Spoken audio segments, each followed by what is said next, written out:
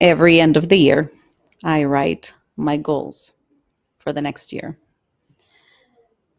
2022 has been by far the best year of my life. Mm-hmm.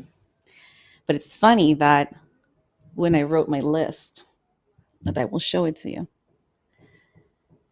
You know what I named the 2022 year? What?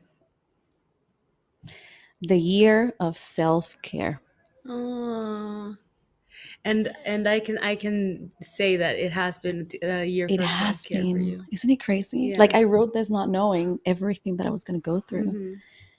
And I'll show you my top 3 goals for this year. Yeah. And not only was I able to achieve them in my own way, but I was able to surpass them. Oh, Welcome to episode 13, the last episode for this season and this year. 2022. Sex, Relationships careers, and just plain life. From the experience of 2 Latina actresses. welcome to V Unfiltered.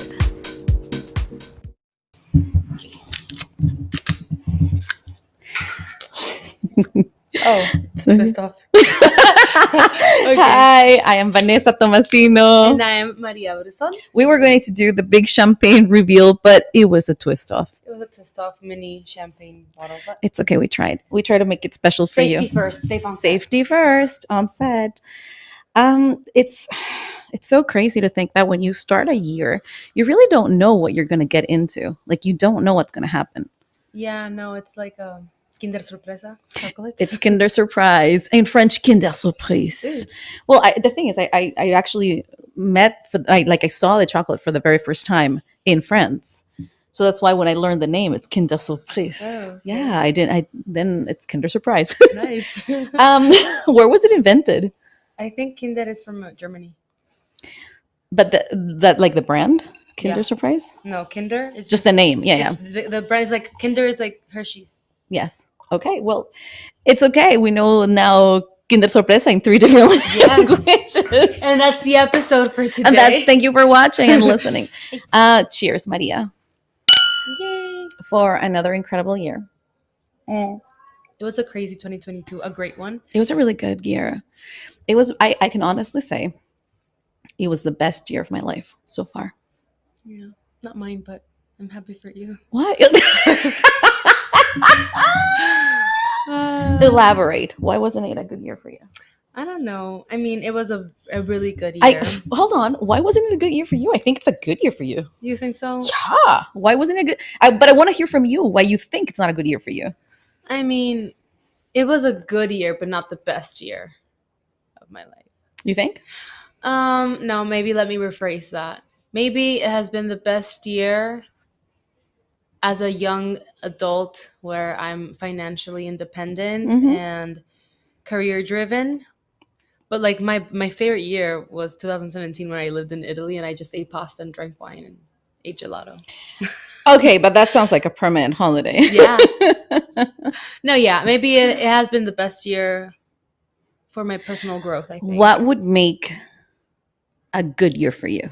Like realistically speaking, like let alone the pasta and the holiday in Italy. Wine. I mean, you could never beat that. Let alone that. But what would make you, as an adult, a 26-year-old? 26-year-old. A 26-year-old adult. What would be a good year for you? I just feel that this year you're gonna, obviously you're not gonna agree with me, but I think that I just feel a little stuck with my acting career. So that's what's making me, like just rethink everything and just feel like this year was another like waste of time. Mm-hmm. But I mean, I did just finish a movie. I was just gonna say that. What is stuck to you? Because this is my mission in life is to figure out how to change things, how to turn them around, right? Mm-hmm. So if I know something's not working, what would I have to do to make them work? So that's my question to you. Because let's be honest, as an actor, you have zero control of whether you work or not. So if you're not, let's say that you didn't work for the entire year. Okay, but what can you do instead to still make your acting career a good one?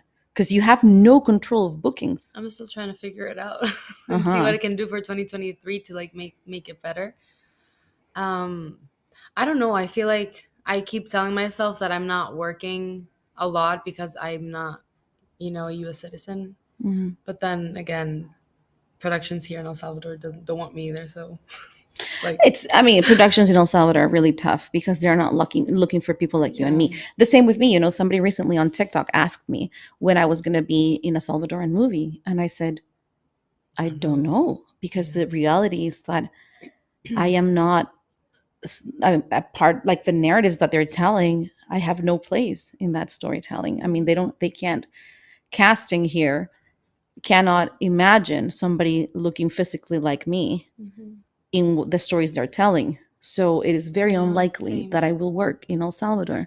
Not to mention that I am also a union actress, and most shows here are non union. So that's another problem for me. But in your case, I mean, if anybody looks at you, nobody would say you're from El Salvador. And that's what people tell me. The first thing they say when they look at me, and then I tell them that I'm from El Salvador, they're like, "No, you're not." I know. But like, but then again, like, why can men that don't look Salvadoran work in Salvadoran movies?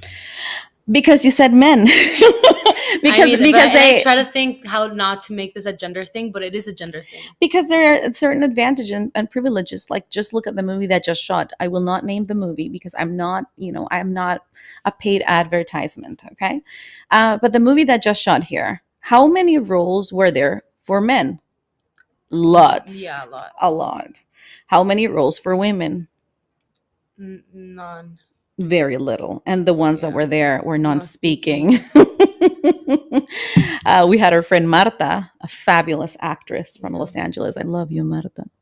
I love you so much. No, I I love was her just more. I no, just said first.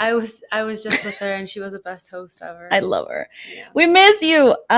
So she was supposed to be in that movie too. She's an amazing actress, and she looks Salvadoran, right? The typical Exactly, the stereotypical Mhm. Salvadoran. But what happened? The role was so empty. Like the story of this woman was like she was just There. whatever, She was it's just like there. it wasn't worth her time as a professional actress Mhm. working and living in LA. So we also have to think about that, Maria. Like, it's what kind of roles we want to play. So yeah, I'm very aware, friends. I know that I may never work in El Salvador, and that's fine by me. Because you don't look the stereotypical Salvadoran. But then Yeah, again, like, what does a stereotypical Salvadoran look like? I'm you know what sorry. it is. I know, You but know it's what just it it's is. frustrating because I am very much Salvadoran. I Yes, was born here. I was raised here. I've been I know. immersed in this culture my entire life, and I don't care. Like, honestly, people ask me like, "Where are you from?" And I said El Salvador, and they're like, "No, where are you actually from?" I And know. I'm like, "I don't know. My grandparents are from here. Maybe my ancestors from, I don't know, 5 generations ago were European. Maybe, I don't know. I have no idea. I don't care." Yeah. Well, And of like, I'm course. not, yeah, and I'm not against, men that don't look Salvadoran play those roles, but like, then why can't women also play those roles as well?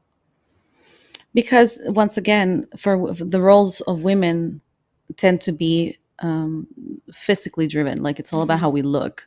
I was just telling you that the other day too. When we get breakdowns, it's always like a woman. She's on the chubbier side, or model type. There's a very strong description of the woman, And for right? men, it's just For men. men, it's just a Caucasian man in between 30 and 45. Sometimes when the role requires them to be overweight or super skinny or super tall, it will say, but most of the time it doesn't say. But for women, most of the time it does. Hmm. It gives you an idea of how attractive she is, or what she needs to look like. So, but I think that's changing slowly. And I think it is our job as filmmakers, not as actors, to change that, Hmm. to write stories where white Latinos can be represented on the screen, not just dark skinned Latinos, Hmm. and where our colleagues who are the dark skinned Latinos are not represented as villains all the time, Yeah, So all of us have our struggles, that's right? what I liked about Melactic, and Yeah. like, the short film you wrote, Yes. and you starred in how, the bad guys weren't always, dark skinned Latinos. brown skin. I refuse to play Typical. that game. I Yeah. refuse to play the stereotyping game. But it's gonna take a while. Yeah. I just wrote, well, there's an article about this, about BIPOC stories. I got interviewed by an amazing academic, Jeff. You can go to my website or to my Instagram, and or where can they see it? Um. Maybe on, Maybe you can link it on I'll the link it on my description. Instagram or something. But you can go check it out. It's Your he article. the article. Yeah, he interviewed me about this kind of topics. What is it? Why Hollywood gravitates, towards certain stories? Why are Latinos not included? Why are voices different, and so forth? And I think I give a very eloquent response about why. But I also think there is space for change. It's just a matter of sacrificing, because it's a sacrifice. You have to Mhm. sacrifice or compromise somebody's vision to say maybe we need to be more inclusive. Mhm. Just like Afro Latinos need to be more included in productions, also white Latinos need to be included in productions. And even though it's true that white Latinos are privileged in society normally, they're still not represented on TV. So I'm very aware of that. The chelitos, like us And also, chelitas not have not benefits in only the society. and not only like white passing Latinos. I don't think they should only be playing white roles. Like that's a problem, that like white passing Latinos sometimes, when the universe aligns, they play white roles, but like that has to change too. Like, why can't a white passing Latino play like A Latino. a Latino, just a regular Latino? I have the story of this person that I know personally. Once again, I'm not going to say who it is, but this person is white. He's Latino. He's from South America. I'm not going to say where. He's from South America, but he's not from the typical Argentina countries where white people live. No, this is from another country where there are dark skinned Latinos too. Although they also have dark skinned Latinos in Argentina. You get my point. Like, Mhm. it's not just, anyway. Anyhow. So this man is white, blue eyes, blonde hair, and he's like 6'1" or 6'2". He crossed the border illegally from Mexico to the United States. Just like the Latinos, the stereotypical Wow. Latinos, with that we assume that we are in television, short, Dark chubby, skin. dark skin with a little mustache, right? That's what they think it Yeah. will look like. He crossed the border with them. And the funny thing is that when he was running away from the immigration people, immigration officers, they let him go Oh my god. because he was white. Oh my god. And they went after the dark skinned Latinos. Oh my god. Hmm. But my point is, he was just like the rest of the Latinos, living a really tough life in his country, deciding to cross the border just like everybody else. But he was white, blue eyes, Blonde hair. blonde That's all. hair. Would anybody tell his story on TV? No. No. No. And his story needs to be told, because I think he's coming from South America, dude. Yeah. Like, all the way from South America, he crossed the border. I mean, in El Salvador, we're closer to Mexico. It's With close. with the same risks of dying, or Exactly, leaving his family behind, Yeah. two daughters, a wife. wow. And his story will never be told on screen because he doesn't look Latino. Mm-hmm. That's ridiculous. It is. So anyway, You worked a lot. we this year. digress. We digress. Let's come back. My Well, career let's is finish. still, I'm still figuring it out for next year, 2023. I'm going to write my resolutions. But this year, you worked a lot. You Mhm. had a lot of But let's opportunities. pause here for a second before we move on to me. Yeah. I mean, you just started your acting career too. Like, when did you start official? Not when you started studying, because that's different. Like when I got my first role, big role, Yeah. Well, okay, let's start with the basic. When did you start your studying acting? 2019 September. Jesus Christ. Okay. 2019. Okay. So 3 years ago. 3 years ago. Okay. Okay. So it's only been 3 years. Yeah. When you started studying it, that's Mhm. nothing. Mm-hmm. It's like, where you are, you're doing great. Hindsight. I just wish it I wish I had more opportunities. We all do. But can you look honestly, can you look back at where you are and what you've done and not realize that you have moved forward in your career? I mean, it's been 3 years. I know people in Canada who've done it for 7 years and they haven't worked at all, much less played a lead. I don't know. I know I'm like super hard on myself, but I just wish it happened like faster. I There's no know. such thing as faster. There's only the right time. And Yeah. the right time is not chosen by you. I know. It's when the universe thinks you're ready. The film gods. The film gods, you know? I don't know. I just feel like, I mean, if I were like auditioning like all the time, then I'd be like, okay, at least they want to see me. But like, I'm not even given the chance. I feel like. But because you're new, it's because it takes casting directors a while to get to know you and build a relationship. I understand that for Hollywood, but for here, like, really? Well, first of all, there are no casting directors here. I know. And the ones that are commercials.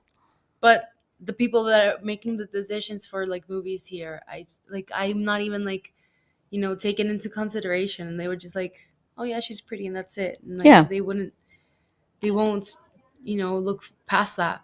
But for the same reason, it shouldn't matter what they say. Because it's different if somebody trained came up to you and said, you know what? Yeah, I don't want to see you.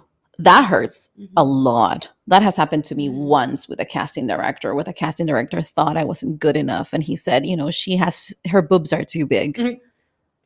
Like that was his issue with fabulous. Me. Thank you, darling. And they're real. Some people have been asking if they're real. They are real. See, they move. It's true. They're real.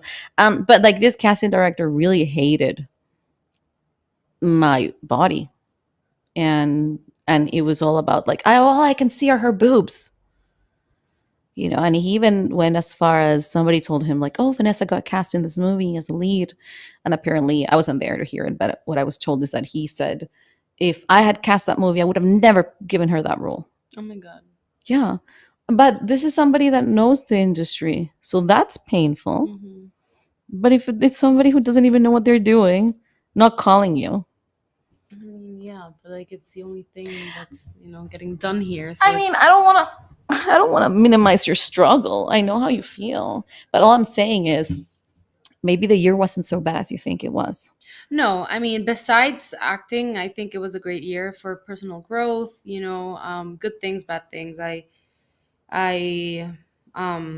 met someone, my boyfriend, who was really great. And my relationship with my mom got better. Oh, like a little kind of, I don't know.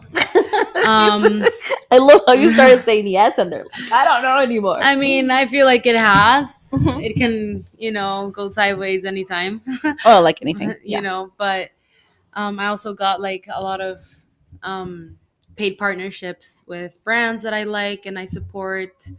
My makeup career has, taken off. Yes. I just booked a wedding in Chicago and I'm going to do the wedding next year. Oh, nice. And hopefully one in New Jersey. So, I'm working with like makeup a lot and, the bad things have been bad, but I have been able to get past them. So yeah. It's been a good year for growth, personal growth, and also career wise, I guess, with makeup. It's been a good year. I got a raise. So what were your goals?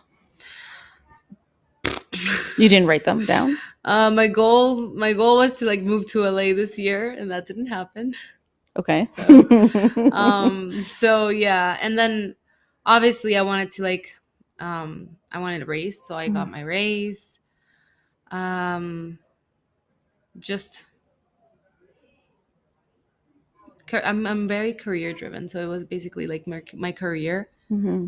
Everything else was just like on pause for me. Mm-hmm. Like like relationships and stuff, but that just happened. So, and I'm happy with that. But I once again I don't want to make it sound like it's not important, but like it is important. Like how so many people want to have a partner, and you have a good partner. Yeah, no, I'm really thankful for him, and But it's rare it to is find it is that. it is it is So it it's a is good rare. year. Yeah, no, it was a good year, like with everything else. I mean, even with acting, yeah, it was a good year as well. I booked my second movie, so that's good. But Positivity. I mean, instead of doing New Year's resolutions, I write 10 things that I'm grateful for each year at the end Yeah. of the year. So I still have to write that, and I should write New Year's resolutions, I guess, or goals or dreams or whatever. I live for them. Still don't know like what I want for next year. I feel like it's so uncertain. Oh, I know exactly what I want for Yeah. next year.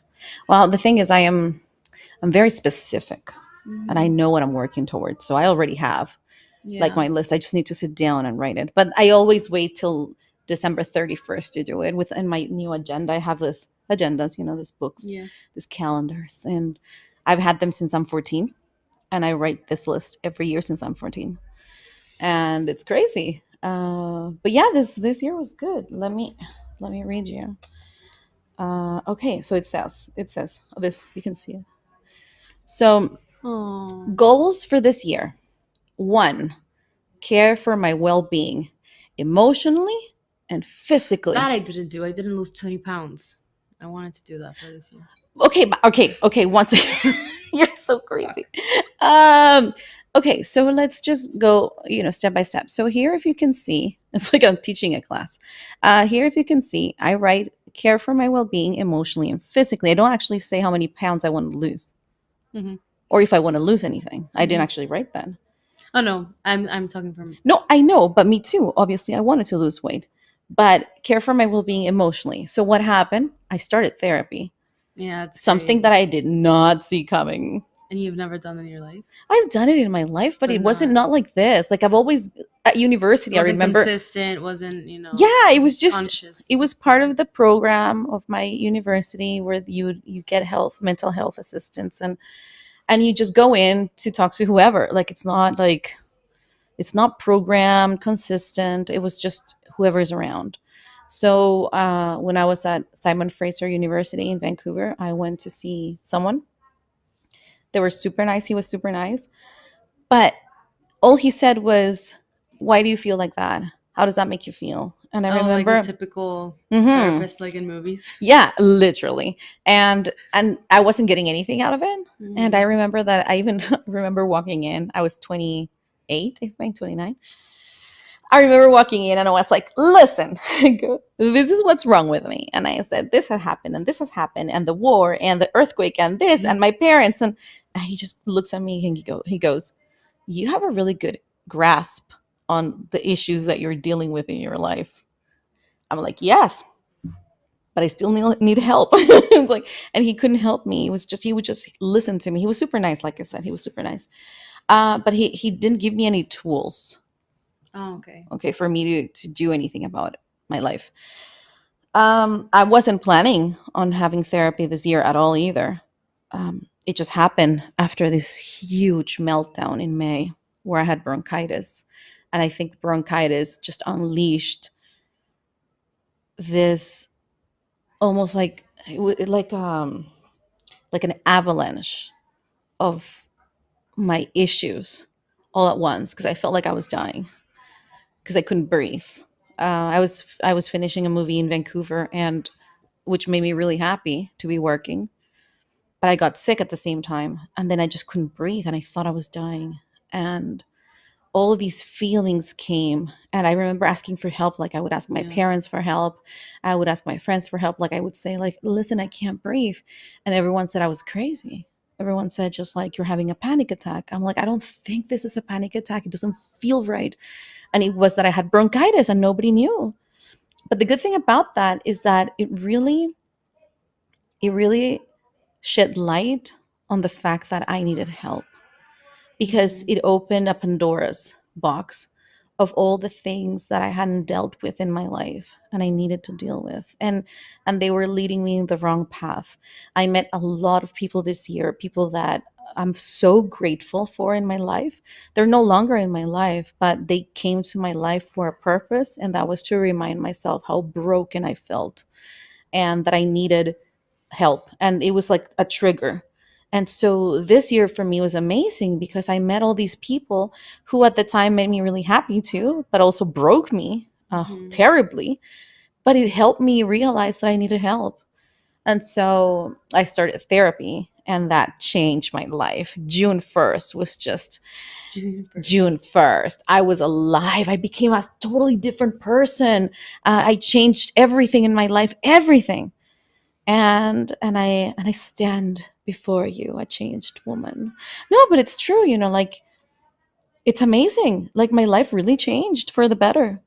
For the better. I'm stronger and healthier mentally. I can say that your life has changed You for the can better. vouch for Yeah, me. I can vouch for So you. crazy. I was so unhappy. I was so unhappy. And I didn't even know. That's the worst. I Yeah. just thought I was naturally broken, like I thought I was born broken. And then I No. realized that it wasn't. Yeah, no. So that's that. Physically, when I started the year, I weighed, I think I weighed 10 pounds more than I do now. It's been a struggle. I'm not going to lie. I lost like 12 to 14 pounds, um, but then I gained back another 6, which is this constant thing of my weight is related to how I'm feeling, Yeah, emotional. my emotional habits. So if I'm not dealing with something well, I gain weight. And it's funny because it's not just through eating. Sometimes it's stress that releases Not cortisol and sleeping. not sleeping, right? And so it's not just food, because sometimes I've even limited my amount of food, but yet I'm still gaining weight, and it has a Hmm. lot to do with my mental well-being. But I can say that I am closing the year physically healthier than last year. So I'm exercising a little bit more. I am eating a lot better. You'll be happy to hear that I'm eating salads now Oh, every day. I'm Before, proud. I did not eat anything green at all Hmm. for like 3 years. Since I've had my kids, 5 years. For 5 years, I haven't had any salads. And now I'm eating salads and I like it. It's actually real nice. I love salads Yeah. and pizza. Salad and pizza for sure. Yeah. So that's that. So I think that perhaps I'm not where I'm supposed to be or where I want to be. Like But you say, you're the there. 20 pounds, Hmm. but I did lose 10. Yeah. That's good. You know what I So mean? celebrate the small wins, Celebrate the small which are wins. which are not that small either. No, Like, no. 10 pounds is a big deal. Yeah. My second point of my year's resolutions or goals for this year is give my all in every audition. Aww, I love that. And fuck, did I do that? And fuck, did you audition this year? Yes. You auditioned so much. Oh my God, you guys, I this think these year. this last month you auditioned so much. One day I had 8 auditions. That is a record for Yeah. me. I've been blessed that I have really good relationships with casting directors, because they know I work really hard, and the turnarounds between the request of the audition to when I deliver the self tape, they know it's really fast, Yeah. so it's a short Like right turnaround. away. So they trust my work, and I'm very grateful to them for always believing in me, for sure. But I had never seen that. 8 auditions was just ridiculous. And I just remember feeling blessed, but at the same time frazzled. I'm like, what am I going to do? Like, realistically speaking, Yeah. how do I manage my time having 2 kids, teaching classes, and but I made it work. I definitely achieved my goal. I gave it my all in every audition. I gave it my all, and I am proud of every single one of them. Even the days that you weren't feeling like doing them. Even the Yeah. ones where I didn't feel like doing them, the ones that I thought didn't work and then I got booked for. It's like, or the day, like there was the one that I booked for Netflix, literally right before I was going to start taping, it rained and the entire studio flooded, like here where I tape. Oh yeah. So I did the audition with with water at the bottom, and since you can't see it because it's It's like, just think about that. Like, Yeah. under extreme weather conditions, and I still managed to pull it off. And I got booked for that role. And right now, I'm shortlisted for another movie that is filming in January. Woo! It doesn't matter if I book it or not. It's You're just the fact that I'm shortlisted. Yeah. shortlisted. You know, it means that once again the work was good, and I'm feeling blessed. So I had approximately 3 to 4 solid bookings in different areas: voiceovers, films, series. Um, so it was a good year, but I achieved my goal of giving it my all. Yeah. So that was done. So yay, 2022 for that. And then the last thing in my list, oh yeah, read at least 3 books. Did you? I read 6. Yes. Wow. And it's interesting to think about why I would put that in my list because I love to read. But the truth is, after I I love your face. If you're not seeing this because you're not watching this on YouTube, she's making a face, and I don't know why. I'm trying to Like, decipher. I don't know why, because you said I don't know why I would put this as my New Year's resolution. Yeah, because I And I'm read like, all. why did you? I know, and here's why. I will explain. After I stopped writing my dissertation, because before, when I was in the active in the PhD program, because you're writing your dissertation, Mhm. you read approximately 12 to 15 books a year, just because it's research, right? Mhm.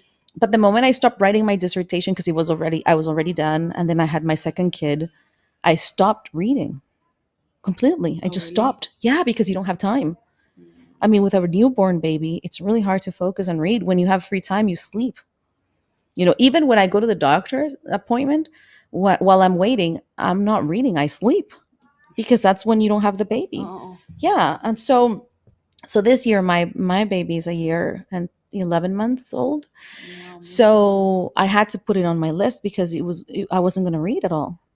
You know, so I did. So I wrote 3 books and I read 6. So I achieved that goal. So I am very happy with 2022. It brought me, and I just want to clarify this with everybody. It was a really good year for me, but that doesn't mean I was exempt from pain.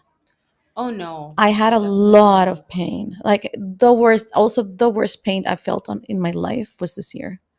Pain. Like, I felt like I was dying, and I felt like someone was killing me, you know. So I think it's very important that people, when they think about the work that they put in a year, it's not about having the best year because it's fun Or happy. or happy, but it's you're having the best year because you learned something that made you a better person. And normally those lessons come with a lot of hurt Pain. and pain. And it did. Oh God, I have a video.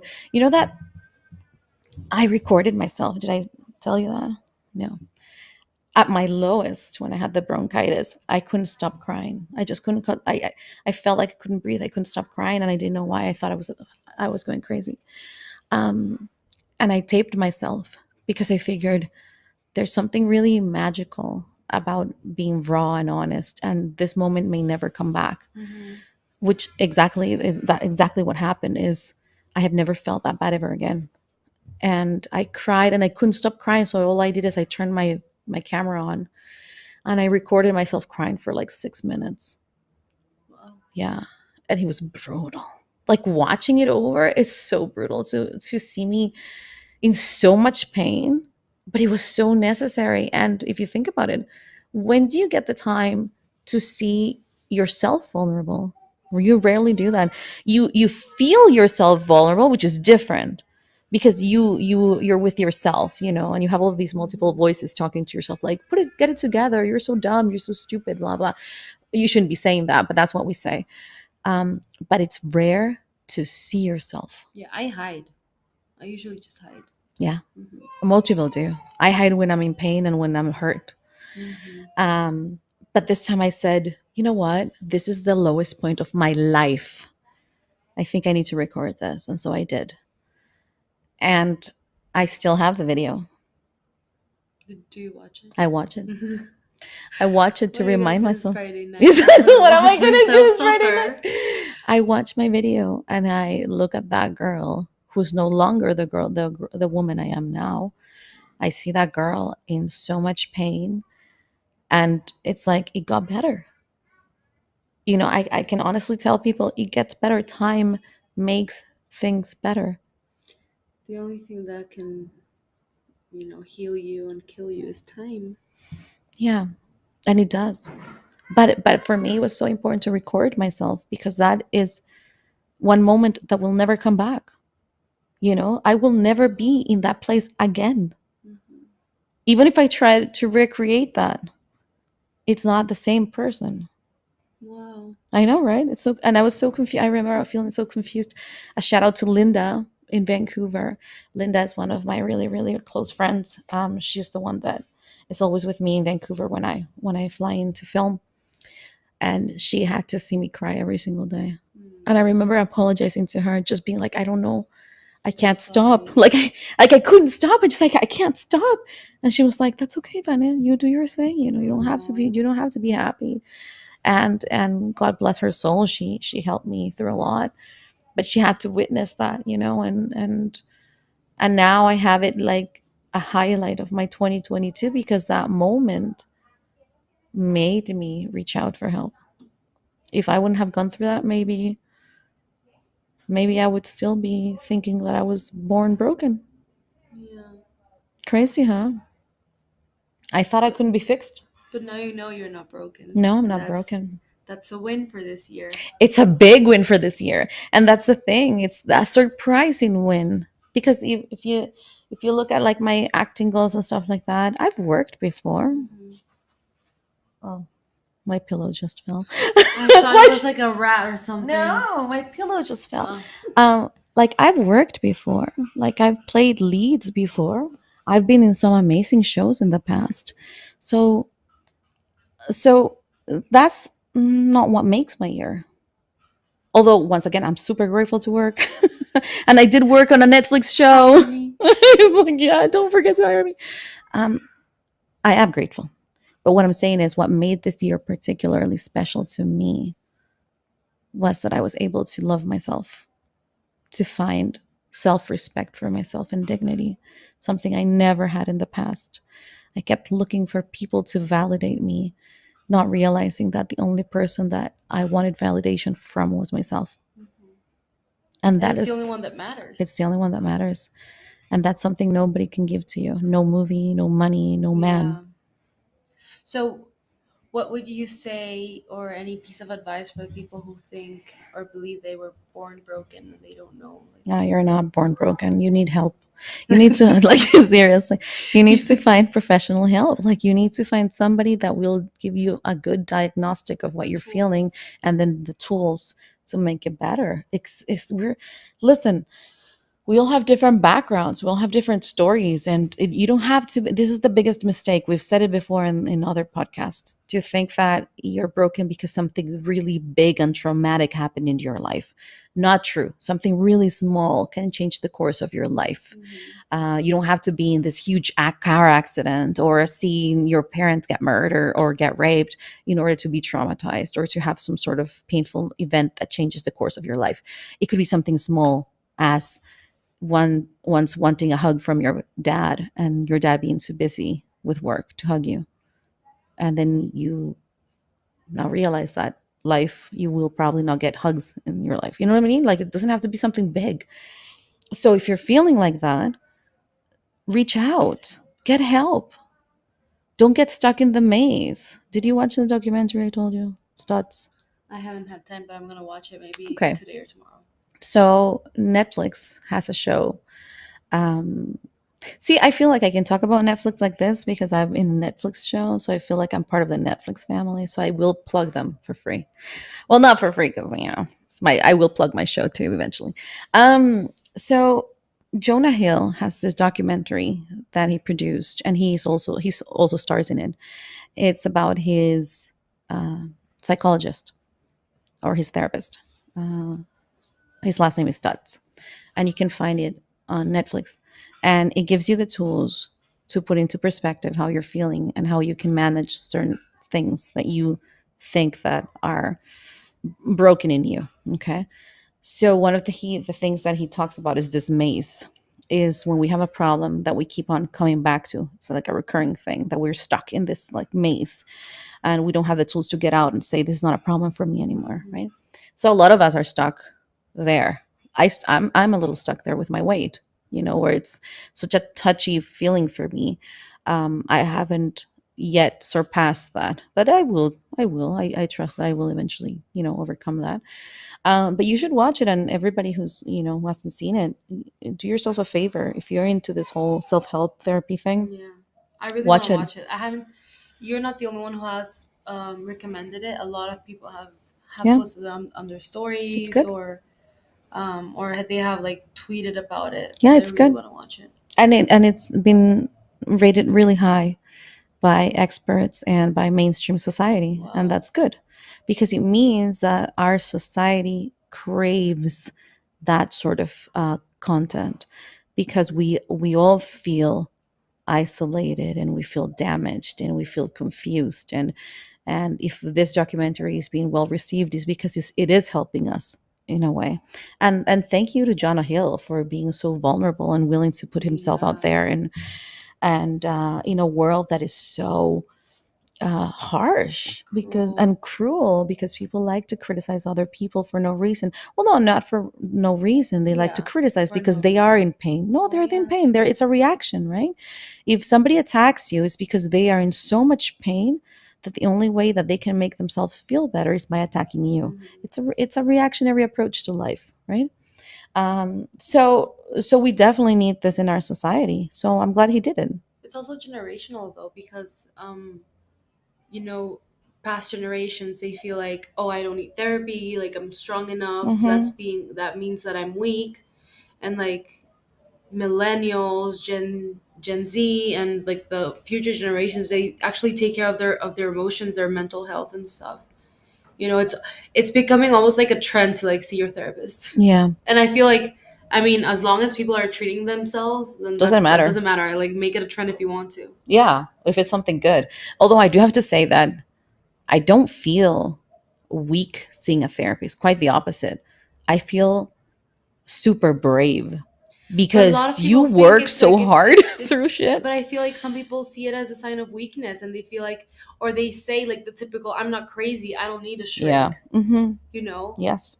I was someone who said that in one point in my Oh, life, but really? then yeah, I used to say that, but then I went to a psychologist, a psychiatrist, I was medicated and stuff. Oh, wow. And now like I see how that's not being weak. That's No. being strong, because you're asking for help and you're strong enough to ask for help. And you're addressing things that are really hard and complicated. It's not Hmm. easy to confront yourself and say, I have severe limitations in this area. Like, that is amazing that you have the ability and the strength to look inside and say, I am the problem. How can I fix this? Or like actually dig deep into, your core. Mm-hmm. Like it's not easy to, have someone literally open up your chest and start picking, and try to find the root of like the problems. It's Yeah. really hard. And having to dig deep into yourself and address like what's the root of your problem, like it's so hard. It's very brave. And I commend everyone who's doing it. I'm in awe by all of your struggles. I applaud every single effort to make yourself better. And I wish somebody would have told me this before. I would have started sooner, but it was the right time for me. I think you have to hit rock bottom in order to realize that there's something that needs to change. So 2022, you were amazing. Thank you so much.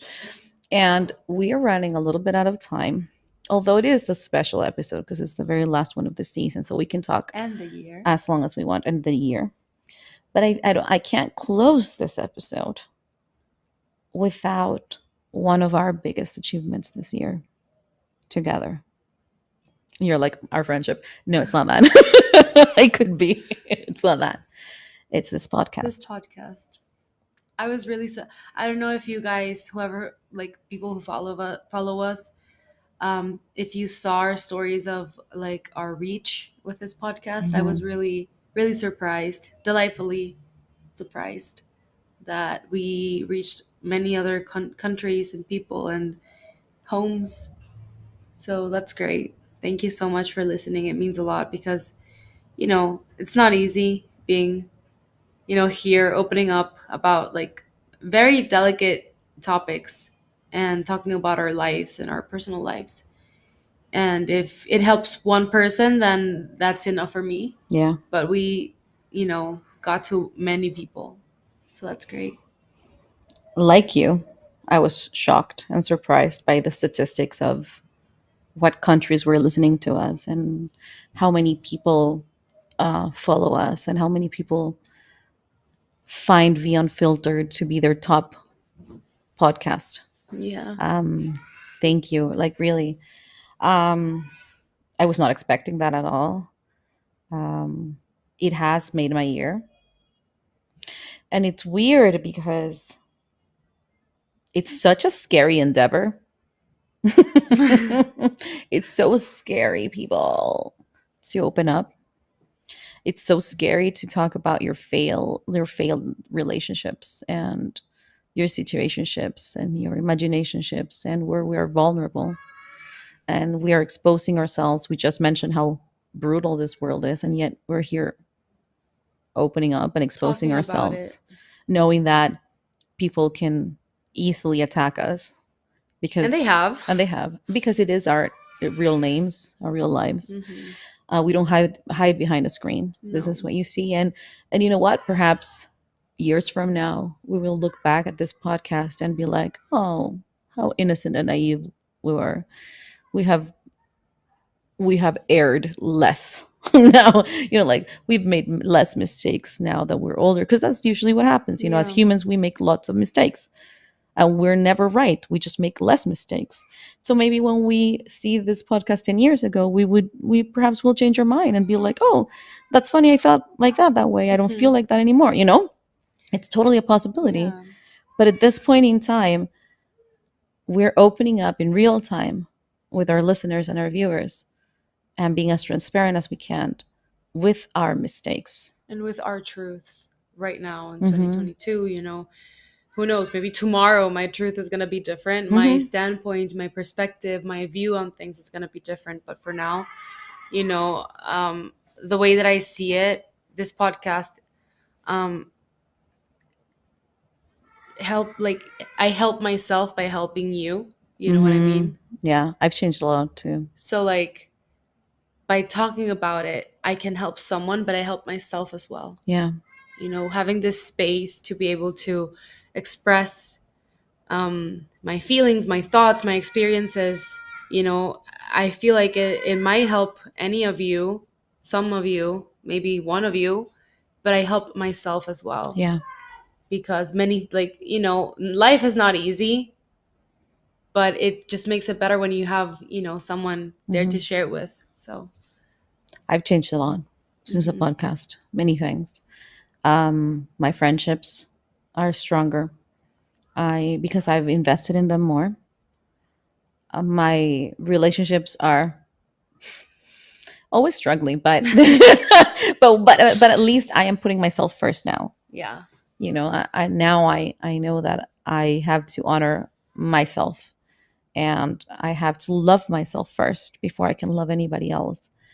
And if something is a deal breaker, then I need to say it. If it's a red flag, then I need to say it. That's something I never had.